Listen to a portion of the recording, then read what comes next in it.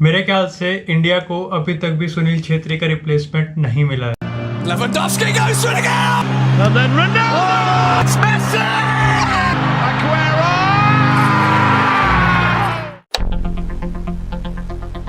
How's it going guys? It's Divyanshu. Welcome back to another video। और इस video में हम लोग रिव्यू करने वाले हैं इंडिया वर्सेस बांग्लादेश के बीच वर्ल्ड कप क्वालिफायर का जो मैच हुआ था आज दोहा में। तो वीडियो में एंड तक जरूर बने रहना। वीडियो पसंद आया तो वीडियो को लाइक करना, चैनल को सब्सक्राइब करना। मैं इसी तरह फुटबॉल से रिलेटेड कंटेंट और साथ ही साथ इंडिया के मैचेस और बाकी सारे जो इंटरनेशनल मैचेस होते हैं उनका रिव्यू इस चैनल पे अपलोड करता हूँ। तो आओ यार शुरू करते हैं बिना किसी बकचोदी के। अब यार बात करते हैं दोनों टीम्स की। सबसे पहले अगर बात करें बांग्लादेश की, तो बांग्लादेश का जो लास्ट मैच था वो अफगानिस्तान के खिलाफ था और उन्होंने इस मैच में 1-1 से ड्रॉ करा था। तो कहीं ना कहीं कह सकते हैं कि अगर बांग्लादेश की रैंकिंग की बात करें, अफगानिस्तान की रैंकिंग की बात करें, तो बांग्लादेश के हिसाब से वो ड्रॉ से बढ़कर ही था। हालांकि वो मैच नहीं जीते थे, बट उनका जो मोमेंटम था कहीं ना कहीं वो कांस्टेंट से थोड़ा ऊपर रहा हुआ। वहीं बात करेगा टीम इंडिया की, तो टीम इंडिया का जो लास्ट मैच था वो था AFC एशियन चैंपियंस कतर के साथ और वहां पर उन्होंने एक नैरो डिफीट फेस करी थी 1-0 की स्कोर लाइन से। तो कह सकते हैं कि यहाँ पर वो ड्रॉ नहीं किया, जीते नहीं बल्कि हारे हैं। लेकिन फिर भी चैंपियंस के खिलाफ अगर आप 1-0 की स्कोर लाइन से हार रहे हैं तो कह सकते हैं कि like at the very least थोड़ा सा तो पॉजिटिव है ही है। और जो मोमेंटम है, जो हमने देखा कि मैच के बाद जो इंडिया का डिफेंस था उसकी काफ़ी ज़्यादा तारीफ हुई थी। तो कह सकते हैं कि दोनों टीम्स का जो मोमेंटम था और जो दोनों टीम्स की जो बैक स्टोरी थी उसमें कहीं ना कहीं कॉन्स्टेंट से थोड़ा ऊपर का मोमेंटम था। लेकिन ऑब्वियसली यार अगर इंडिया के पर्सपेक्टिव से बात करें तो जो इंडिया के होप्स हैं 2022 वर्ल्ड कप में खेलने के वो कहीं ना कहीं खत्म हो चुके हैं। लेकिन फिर भी जो इंडिया के जो स्टेक्स है और जो इंसेंटिव्स है वो बहुत ज़्यादा हैं, क्योंकि अगर इंडिया इस ग्रुप स्टेजेस में थर्ड रैंक पे आ जाती है तो कहीं ना कहीं वो directly third round of AFC Asian cup के लिए क्वालिफाई कर जाएगी।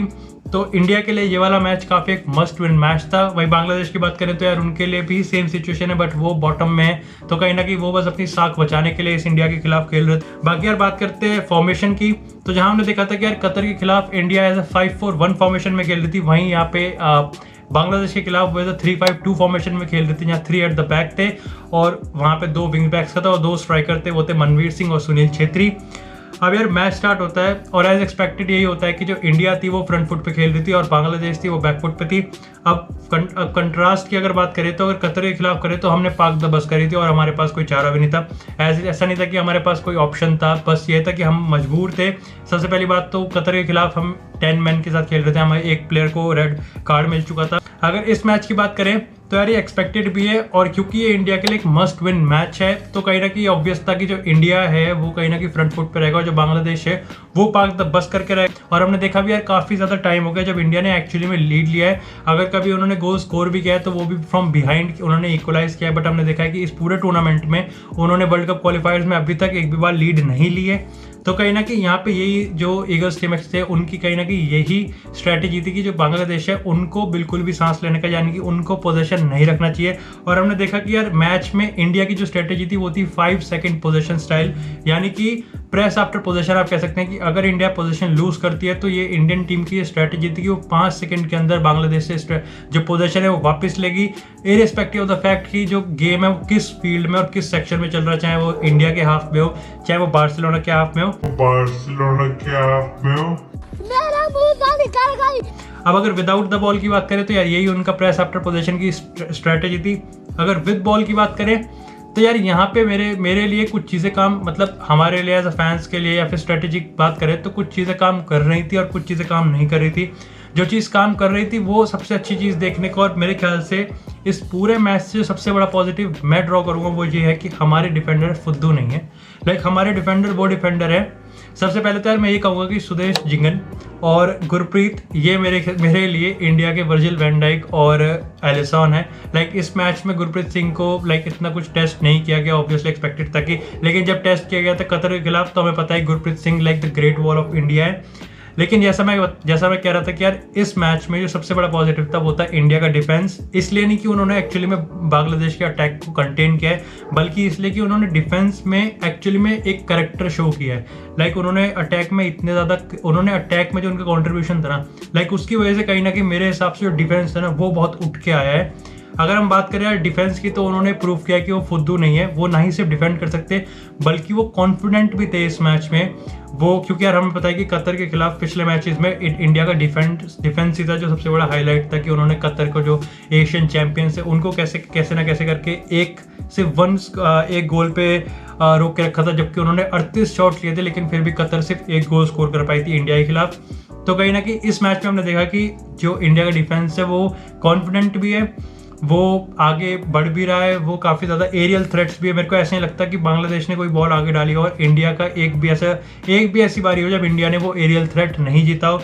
सो अब विदाउट द बॉल मैंने आपको स्ट्रेटेजी की बात बताई, विद बॉल क्या सिचुएशन यार ये चल रही थी कि इंडिया की यार जो चीज़ काम कर रही थी वो एक्चुअली में डिफेंस था। और मैं ऐसे क्यों कह रहा हूँ कि डिफेंस जो था वो काफ़ी ज़्यादा कंट्रीब्यूट कर रहा था, क्योंकि हमने देखा यार पहले हाफ में मेरे ख्याल से 10 में से 8 अटैक इंडिया के लॉन्ग बॉल आ रहे थे जो कि सीधा सेंटर बैक से अटैकर्स पे जा रहे थे, चाहे वो आपके उदांता सिंह हो, चाहे वो बिपिन सिंह हो, चाहे वो सुनील छेत्री हो, चाहे वो मनवीर सिंह हो, इनको ही सीधा सीधा बॉल डाली जा रही थी, long ball from the centre backs.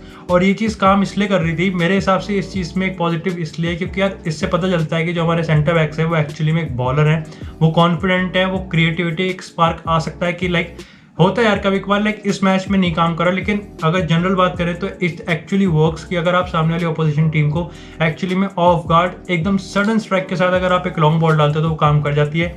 इसमें काम इसलिए नहीं करा, सबसे पहली बात लाइक बहुत ज़्यादा बार ट्राई हो रहा था इस मैच में, जैसी मैच में पहली बार ऐसा हुआ एंड आई वाज लाइक कि यार ये एक ऐसी चीज़ है जो एक्चुअली में एक सरप्राइज एलिमेंट के तौर पे इंडिया इस मैच में बांग्लादेश को सरप्राइजली कॉट कर सकती है और हम एक गोल स्कोर कर सकते हैं, क्योंकि कंसीड का कोई सोच ही नहीं रहा था। सबको ये था कि इंडिया बांग्लादेश को हराएगी ऑब्वियसली फॉर श्योर। काम क्यों नहीं करी? ऐसा नहीं है कि इंडिया के जो विंगर्स थे जिन पे एक्चुअली में बॉल डाली जा रही थी, क्योंकि हम देख रहे थे यार मतलब काफ़ी मेजॉरिटी ऑफ द टाइम्स जो बॉल थी वो विंग्स पे ही डाली जा रही थी। ऐसा नहीं था कि हमारे विंगर्स के पास इनफ क्वालिटी नहीं है कि वो मतलब ऐसे कट इन साइड करके अपॉर्चुनिटीज़ क्रिएट कर सके। लेकिन दो चीज़ हैं, सबसे पहली चीज़ तो हमारे विंगर्स के पास वो कॉन्फिडेंस ही नहीं है कि वो 1-on-1 में टेक करें, ना उदांता सिंह ना बिपिन सिंह, और यार ये बहुत रिपीटेटिव हो रहा था। दूसरी चीज़ ये हो रहा था कि प्रेडिक्टेबल बहुत हो रही थी अटैक। हम देख रहे थे कि इंडिया के सेंटर बैक से एक बॉल आती थी, वो विंग्स पे आती थी, लेकिन उसके बाद क्या था कि बांग्लादेश का जो डिफेंस था वो ऑलरेडी उस चीज़ को पढ़ चुका था, वो ऑलरेडी उस चीज़ के लिए रेडी था। अगर उसमें कोई सरप्राइज एलिमेंट नहीं है और बांग्लादेश का जो डिफेंस है वो ऑलरेडी उस चीज़ को प्रेडिक्ट कर चुका है, तो उसमें कोई सरप्राइज एलिमेंट रह भी नहीं चुका। तो होता क्या था कि बॉल आती थी, बॉल बाहर चली जाती थी, बांग्लादेश को गेम रोकने का टाइम मिल जाता था, इंडिया का मोमेंटम टूट जाता था और यही होता था। ये तो चीज़ थी यार जो सबसे बड़ी इसमें मेरे को लगी, ये थी पॉजिटिव और ये थी नेगेटिव। दूसरी चीज़ यार जो मेरे को सबसे ज़्यादा खराब लगी वो लगेगी जल्दीबाजी। लाइक ठीक है, हमें पता है कि हमारे लिए मस्ट विन मैच है, हमें गोल भी स्कोर करना है, और जैसे जैसे टाइम आगे बढ़ रहा है, चाहे हम 15 मिनट का देखें, 20 मिनट टाइम देखें, तो थोड़ा सा फ्रस्ट्रेशन होती है, थोड़ी सी ईगरनेस है वो होती है। लेकिन इतनी जल्दबाजी, लाइक मेरे हिसाब से जो इंडिया का जो अटैक का जो स्ट्रेटेजी थी ना वो ऐसी थी, centre back attack, like midfield नहीं है। और हमें पता है कि यार हमें पता है जो ग्लेन मार्टिन है उनका लाइक वो फिजिकलिटी उनकी एक स्पेशल ट्रेट है, वो पास इतनी ज़्यादा क्रिएटिविटी में उनका इतना कंट्रीब्यूशन नहीं लेता। लेकिन जो ब्रेनन फर्नांडिस हैं उनको एक्चुअली में इस टीम में इसलिए जगह मिली क्योंकि वो एक क्रिएटिव मिडफील्डर हैं, उनको मनवीर सिंह और सुनील छेत्री को फीड करना था। लेकिन हम देखते हैं कि अटैक 10 में से 8 बार अटैक कैसे आ रहा है, ऐसे ही आ रहा है। अगर इक्की दुक्की पार कभी एक्चुअल में ऐसा होता था कि इंडिया की जो पासिंग है वो एक्चुअली में वर्क कर रही है और ब्रेनन फर्नांडिस, सुनील छेत्री या मनवीर सिंह में से किसी को एक्चुअली में बॉल फीड कर रहे हैं, तो ये चांस मिस कर देते थे। पहले हाफ में बिपिन सिंह का कहीं ना कहीं मेरे हिसाब से मैच बहुत ही रद्दड़ गया है। उदांता सिंह का भी सेम स्टोरी है। सुनील छेत्री भी कहीं ना कहीं कहूँगा मैं सेम स्टोरी थी, उनको ना ही पास मिल रहे थे अच्छे, ना ही जब उन पे एक चांस आ रहा था वो चांस ले पा रहे थे। मनवीर सिंह उनके पास भी 1-2 चांसेस थे लेकिन वो उन्होंने चांस नहीं लिए। तो फर्स्ट हाफ मेरे हिसाब से तो यार बहुत ही ज़्यादा ऑफ गार्ड था एंड आई लाइक 25 से 30 मिनट के आसपास मेरे को लग रहा था कि यहाँ पर इंडिया का जो सिस्टम है वो यहाँ पे चेंज करना पड़ेगा। लेकिन जो इगर स्टेविच है, जो इंडिया के कोच है, उन्होंने कहीं ना कहीं इस चीज़ को वेट करा कि वो हाफ टाइम पे जो टीम टॉक होगी उसमें अपना जो सिस्टम है चेंज होगा। और हम देखते हुए कि सेकेंड हाफ में जो इंडिया का सिस्टम होता है वो एक्चुअली में चेंज होता है फर्स्ट हाफ की जो इंडियन टीम थी वो सेकंड हाफ की इंडियन टीम से बिल्कुल अलग थी। ये फर्स्ट हाफ की इंडियन परफॉर्मेंस थी और ये सेकंड हाफ की इंडियन परफॉर्मेंस थी। एंड नो डाउट कि जो इंडिया के 2 गोल थे वो सेकंड हाफ में आए थे। इस मैच पे भले ही इंडिया ने बांग्लादेश को 2-0 की स्कोर लाइन से हरा दिया हो, लेकिन यार टैक्टिकल एनालिसिस में मैं सिर्फ पहले गोल को ही कंसिडर करूंगा, दूसरे गोल को कंसिडर इसलिए नहीं करूंगा क्योंकि जो दूसरा गोल स्कोर हुआ था वो 90+ सेकंड मिनट में हुआ था, तो उसका कुछ खास मतलब tactical strategic point of view से उसका कुछ खास गेम पे इफेक्ट नहीं पड़ा था। अटैकिंग स्ट्रेटेजी थी वो इसी चीज़ पे एक तो हबड़ तबड़ थी, लाइक पोजीशन रखनी ही नहीं है। मेरे ख्याल से मुश्किल से अगर फर्स्ट हाफ में हमने 10 से 15 पासेस एक बारी में करे होंगे बिना पोजीशन लूज करे हुए। लाइक हमारे पास गेम का सारा कंट्रोल था। स्टैट्स की बात बताऊं तो अराउंड मे बी 70% जो पोजीशन थी वो इंडिया के पास थी, 30% बांग्लादेश के पास थी। उसके बाद भी मैं ये कह पा रहा हूँ कि जो 10 या 15 पासेस भी इंडिया ने एक साथ नहीं करे होंगे फर्स्ट हाफ में, इतनी ज़्यादा मतलब इतना ज़्यादा पैनिक था, क्रिएटिविटी नहीं थी, इंडिविजुअल परफॉर्मेंस थी वो ऑफ गार्ड थी। फर्स्ट हाफ में उदांता सिंह नहीं थे, बिपिन सिंह नहीं थे, मनवीर सिंह का परफॉर्मेंस खराब थी, सुनील छेत्री का मैजिक नहीं काम कर रहा था, मिडफील्ड तो था ही नहीं, तो जो था वो यही था कि जो डिफेंस था वो कहीं ना कहीं यहाँ पे दिक्कत इसलिए नहीं हुई है क्योंकि बांग्लादेश सामने था। लेकिन यार बात करते हैं सेकंड हाफ की। अब यार सेकंड हाफ में जैसे मैं बता रहा हूँ जो फर्स्ट हाफ से बिल्कुल ही इंडिया बिल्कुल ही अलग टीम में आई थी और ऑब्वियसली 2 सब्स्टिट्यूशन होते हैं और मेरे ख्याल से कहीं ना कहीं उसने जो सिस्टम था उसको अब ठीक बिठा दिया है। चाहे वो बात करें हम क्रिनियन की, चाहे वो बात करें हम इधर एक प्लेयर और सब्स्टिट्यूट हुए थे, यहाँ पर अब जो टीम इंडिया है सेकेंड हाफ में वो पोजीशन रख रही है और वो डोमिनेट कर रही है। नाउ आई थिंक जो मेरे ख्याल से जो सिस्टम ठीक होना चाहिए था फर्स्ट हाफ में उसको एड्रेस करा है कोच ने और उसी चीज़ को वापस से रिपेयर करा है सेकेंड हाफ में। And that's why I am saying even though जो पहला गोल था सुनील छेत्री का वो 79th मिनट पे आया था, बट ये सबको पता था कि जो गोल है वो आने वाला है। एंड इट वाज लाइक जो टीम परफॉर्मेंस थी वो कहीं ना कहीं बहुत ही ज़्यादा सेटिस्फाइड लग रही थी यार देखने में सेकंड हाफ में in comparison to the first half. Second half में भी मैं कहूँगा कि कुछ सेक्शंस में पासिंग इतनी ज़्यादा अच्छी थी कि एक्चुअली में लग रहा था कि भाई ये क्वालिटी है इंडियन टीम की और एक्चुअली में इतनी बढ़िया पासिंग ये कर सकते हैं। बट अदर देन दैट हमने फर्स्ट हाफ में नहीं देखा। जो एक चीज़ सबसे ज़्यादा मेरे ख्याल से इंडिया को बेनिफिट कर रही थी वो थे उनके सेट पीस। अब ऐसा नहीं था कि सेट पीस से डायरेक्टली हमें बेनिफिट हो रहा था, लेकिन हमने अगर उसकी बात करें तो इस पूरे मैच में हमारे पास 9 कॉर्नर्स थे। 9 कॉर्नर्स में थे मेरे ख्याल से, मेरे को याद है सुनील छेत्री का सेकेंड हाफ में कॉर्नर था जो इंडिविजुअल एरर था मेरे ख्याल से, उनकी क्वालिटीज़ के हिसाब से उनको वो एटलीस्ट उनको वो ऑन टारगेट रखना चाहिए था। एक सना सिंह का एक सेंटर बैक का हेडर था जो कि मेरे ख्याल से गोल होना चाहिए था, बट अनलकी रहे जो वहाँ बांग्लादेश के जो सेंटर बैक थे उन्होंने गोल लाइन क्लियरेंस रखी। हम क्योंकि यार हर एरियल थ्रेट जीत रहे थे हम, तो ऑब्वियसली बात है हम कॉर्नर्स में भी हम डोमिनेट कर रहे थे और मेरे ख्याल से through out the time India का ये एक बहुत ही ज़्यादा बेनिफिशियल है और मैं कहूँगा कि हमारी एक स्ट्रेंथ है कि हम सेट पीसेस में कॉर्नर्स में काफ़ी ज़्यादा डोमिनेट कर सकते हैं। और मेरे ख्याल से ये चीज़ स्ट्रेटेजी ऐसी है कि अगर हमने आने वाले टाइम में इसको काफ़ी ज़्यादा और एनहेंस कर दिया या इसको हमने काफ़ी ज़्यादा और परफेक्ट कर दिया तो मेरे हिसाब से एक ऐसे मैच में जहाँ पे कहीं ना कहीं हम अंडरडॉग हैं और जहाँ पे कहीं ना कहीं मेरे ख्याल से हमें सिर्फ एक मोमेंट की ज़रूरत है मैजिक क्रिएट करने की या फिर गोल स्कोर करने की, वहाँ पर ये बहुत काम आएगा। और अभी भी आपको पता है जो हमारा अगला मैच है वो अफगानिस्तान के है और हम एक्सपेक्ट कर सकते हैं कि बांग्लादेश से कहीं ज़्यादा स्ट्रॉन्ग चैलेंज हमारे सामने अभी भी है। और ऐसे टाइम में अगर इंडिया अपने सेट पीसेस पे और कॉर्नर्स पे काम कर ले तो ठीक हो जाएगा। कॉर्नर से याद आया, सेट पीसेस से याद आया, क्रॉसेस एक ऐसी चीज़ थी, आई थिंक अराउंड 25 से 26 क्रॉसेस इंडिया ने इस मैच में लिए थे। अगेन फर्स्ट हाफ के क्रॉसेस की बात करूँ, सेकंड हाफ के क्रॉसेस की बात करूँ, ज़मीन आसमान का फर्क है। फर्स्ट हाफ की क्रॉसेस की बात करूँ इतनी हबड़ तबड़ थी, लाइक मेरे ऐसे लग रहा था विंग्स पे बॉल आती है, प्लेयर देख भी नहीं रहे हैं कि बॉक्स में एक्चुअली में प्लेयर है या नहीं है। लाइक सुनील छेत्री, मनवीर सिंह तो बॉक्स में मेरे ख्याल से थे, but most of the time जब भी बॉल बॉक्स में आती थी तो मनवीर सिंह वहाँ उसको हंट करने के लिए नहीं थे, it was all Sunil Chhetri for me. अब यार सिचुएशन ये है कि अगर हम जब क्रॉस डाल रहे हैं, जब हमारी इंडियन टीम क्रॉस डाल रही है और बांग्लादेश के प्लेयर्स वहाँ पे ऑलरेडी उस चीज़ के लिए प्रिपेयर हैं, तो सुनील छेत्री की इतनी हाइट नहीं है कि वो उनके प्लेयर्स की मतलब क्रिस्टियानो रोनाल्डो जितनी हाइट थोड़ी है कि वो प्लेयर्स के प्रेजेंस के बावजूद भी उनसे मतलब 2 मीटर की और छलांग लगा के फिर हेडर मार देंगे। इट वाज लाइक कि अगर हमने सेकेंड हाफ के क्रॉस में क्या डिफरेंस देखा, क्रॉस दोनों में विंग से जा रहे थे, लेकिन डिफरेंस ये था कि अब इंडिया एक्चुअली में उनको ऑफ गार्ड पकड़ रही थी, यानी कि सडन एकदम सरप्राइज एलिमेंट, एकदम से जो बांग्लादेश का सेंटर बैक से जो डिफेंस है वो इधर उधर मतलब अपनी पोजीशन से बार बार हिल रहा है, और तभी इंडिया क्रॉस मारी थी।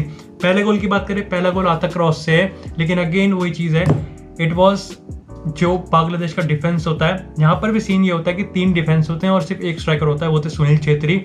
लेकिन जो सबसे बड़ा काम था वो था surprise element, cross out of nowhere आता है। जो बांग्लादेश के डिफेंडर्स थे वो अभी अपनी पोजीशन को रिटेन कर रहे थे, और इतने में हमें पता है यार सुनील छेत्री की जो क्वालिटी है, उन्होंने ऐसे ही 73 गोल स्कोर नहीं करे इंडिया के लिए। उन्हें पता है जो उनकी लाइक अटैकिंग पोजिशनिंग है ना यार, वो वर्ल्ड क्लास है, लाइक सीरियसली वर्ल्ड क्लास है। और मैंने इसलिए वीडियो की शुरुआत में कहा कि शायद से उन्होंने बाईचुंग भूटिया को बिल्कुल बखूबी रिप्लेस करा है, लेकिन अभी तक इंडिया को कहीं ना कहीं उनका रिप्लेसमेंट नहीं मिला है, क्योंकि हमें पता है कि सुनील छेत्री आने वाले 1-2 या मैक्सिमम 2-2.5 साल ही हमारे साथ और ज़्यादा गेम्स खेलेंगे और हमें और ज़्यादा लीड करेंगे।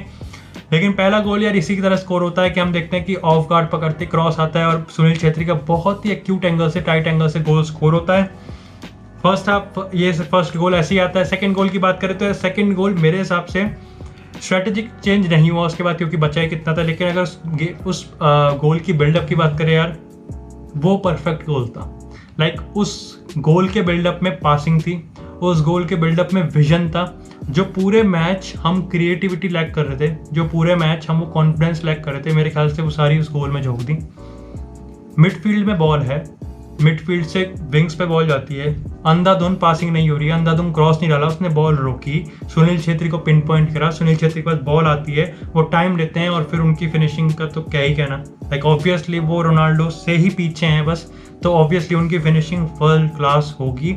और उन्होंने वहाँ से इंडिया को दूसरा गोल इंडिया की तरफ से दूसरा गोल स्कोर कर दिया, और इसी के साथ इंडिया ने बांग्लादेश को इस मस्ट विन मैच में बांग्लादेश को 2-0 की स्कोर लाइन से हरा दिया है। अगर बात करें इस समय टेबल की सिचुएशन की, तो इस समय इंडिया रैंक 3 पर है, और अगर वो नेक्स्ट मैच में अपने अफगानिस्तान को हरा देता है तो वो सीधा जाएगा AFC एशियन कप के 3rd राउंड में, सीधा क्वालिफाई कर जाएगा। तो कहीं ना कहीं मेरे हिसाब से इंडिया के मोराल के लिए, इंडिया के कॉन्फिडेंस के लिए ये काफ़ी बड़ा मैच था। बाकी यार मेरे हिसाब से यही था। नेक्स्ट मैच इंडिया का होगा अफगानिस्तान के खिलाफ 15 जून को, और वो भी हमारे लिए एक मस्ट विन मैच है। बाकी अगर आपको वीडियो पसंद आए तो वीडियो को लाइक करना। अगर इस मैच से रिलेटेड मैंने कोई डिटेल मिस कर दी हो तो आप मुझे कमेंट सेक्शन में जरूर बता सकते हैं। मैं इसी तरह फुटबॉल से रिलेटेड कंटेंट इस चैनल पर अपलोड करता रहता हूँ। I hope you like the video. Stay tuned guys, I will see you guys in the next video.